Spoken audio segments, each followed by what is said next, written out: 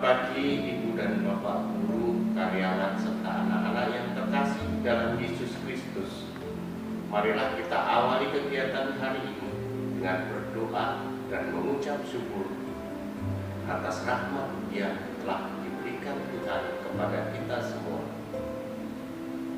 Dalam nama Bapa, Putra, dan Roh Kudus. Amin. Allah Bapa yang Maha Baik, puji dan syukur kami panjatkan kehadirat-Mu atas berkat dan rahmat yang boleh kami terima pada hari ini. Sebelum membaca dan merenungkan firman-Mu, utuslah Roh Kudus agar menerangi hati dan pikiran kami, sehingga firman-Mu benar-benar meresap dalam jiwa kami. Tuntunlah kami ya Tuhan, agar firman-Mu senantiasa menjadi dasar bagi hidup kami.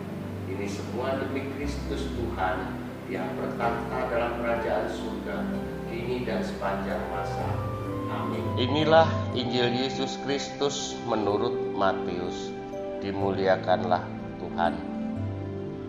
Kelahiran Yesus Kristus adalah sebagai berikut. Pada waktu Maria ibunya bertunangan dengan Yusuf, ternyata ia mengandung dari Roh Kudus sebelum mereka sebagai suami istri. Ketika Yusuf suaminya seorang yang tulus dan tidak mau mencemarkan nama istrinya di muka umum, ia bermaksud menceraikannya dengan diam-diam. Tetapi ketika ia mempertimbangkan maksud itu, malaikat Tuhan tampak padanya dalam mimpi dan berkata, "Yusuf anak Daud, janganlah engkau takut mengambil Maria sebagai istrimu, sebab anak yang dikandung adalah dari Roh Kudus. Ia akan melahirkan anak laki-laki, dan engkau akan menamakan dia Yesus, karena dialah yang akan menyelamatkan umatnya dari dosa mereka." Hal itu terjadi supaya genaplah firman Tuhan oleh Nabi, "Sesungguhnya anak darah itu akan mengandung dan melahirkan seorang anak laki-laki, dan mereka akan menamakan dia Immanuel," yang berarti Allah menyertai kita. Demikianlah Injil Tuhan. Ibu, bapak guru, karyawan, serta anak-anak yang terkasih dalam Yesus Kristus, hari ini gereja seluruh dunia merayakan pesta kelahiran Santa Perawan Maria. Perayaan kelahiran Santa Perawan Maria menunjukkan bahwa gereja sungguh mengasihi dan menghormati Bunda Maria sebagai wanita yang mempunyai peranan besar di dalam karya keselamatan Allah. Setelah Adam dan Hawa jatuh ke dalam dosa, Allah menjanjikan seorang penebus bagi umat manusia. Penebus itu adalah anaknya sendiri. Untuk menghadirkan anaknya ke dunia, Allah membutuhkan seorang perempuan untuk mengandung dan melahirkan anaknya. Perempuan itu adalah Maria. Bunda Maria ditentukan oleh Allah untuk melaksanakan tugas ini. Untuk itu, ia suci sejak lahir dan diperkandungkan tanpa noda dosa asal. Maria dilahirkan oleh orang tuanya yang bernama Yoakim dan Ana.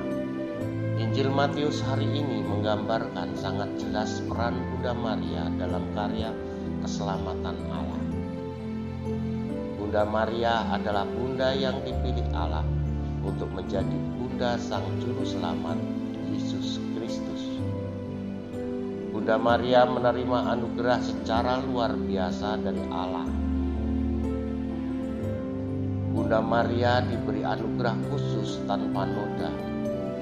Bunda Maria mengandung dari karunia Roh Kudus agar rencana Allah untuk menyelamatkan dunia dapat terwujud. Karena kehendak Allah, maka Bunda Maria pun taat kepada kehendak Allah.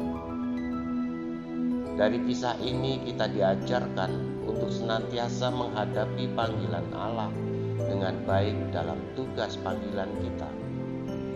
entah sebagai seorang siswa, guru, pegawai, dan peran yang lain. Sebagai seorang siswa, kita diharapkan dapat mentaati dan mematuhi peraturan sekolah yang berlaku dan belajar dengan tekun agar menjadi orang yang sukses di kemudian hari. Refleksi hari ini. Apakah aku sudah selalu menyiapkan diri untuk melaksanakan tugasku? Apakah aku selalu mengikuti nasihat-nasihat dari orang tua? Apakah aku sudah melaksanakan nilai-nilai Pancasila sebagai nilai kebangsaanku? Aksi hari ini, aku akan selalu berdoa Salam Maria sebagai bukti cintaku terhadap Bunda Maria. Marilah berdoa. Allah Bapa yang Maha Kasih, bantulah aku selalu menyiapkan diri untuk melaksanakan tugas-tugasku dengan baik sebagai murid Yesus Putramu yang setia, dan ajarilah aku agar dapat meneladani Bunda Maria yang rela menerima tugas untuk karya keselamatan demi Kristus, Tuhan dan Pengajar